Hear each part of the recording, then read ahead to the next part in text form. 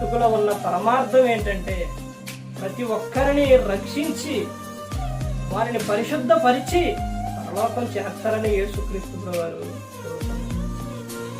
ఆయన నమ్ముకొని ఆయనలోకి వచ్చిన చాలా మంది బైబిల్ గ్రంథంలో ఉన్నవారు, వారిలో అపోస్తలుడైన పౌలు గారు, నేను మీ మధ్యలో క్రీస్తును తప్ప ఎవరును ఎరుగను, క్రీస్తునే ఎరుగుతును, క్రీస్తునే ప్రకటిస్తున్నాను, సిలువ వేయబడిన క్రీస్తును ప్రకటిస్తున్నాను, ఆయన గురించి చెబుతున్నాను. కానీ ఈ రోజున నువ్వు చేసే క్రిస్మస్ లో క్రీస్తు కనబడుతున్నాడా? క్రిస్మస్ లో క్రీస్తు ఉన్నాడా? క్రీస్తుకి చోటు ఉందా? అంటే ఎవరైనా పుట్టినరోజు చేస్తే ఆ బాబుని తీసుకొస్తారు, పాపను తీసుకొస్తారు, కేకు తీసుకొస్తారు, కట్టేస్తారు. కానీ క్రీస్తు పుట్టుకని నువ్వు చేస్తున్న అందులోని క్రీస్తు కనబడుతున్నాడా?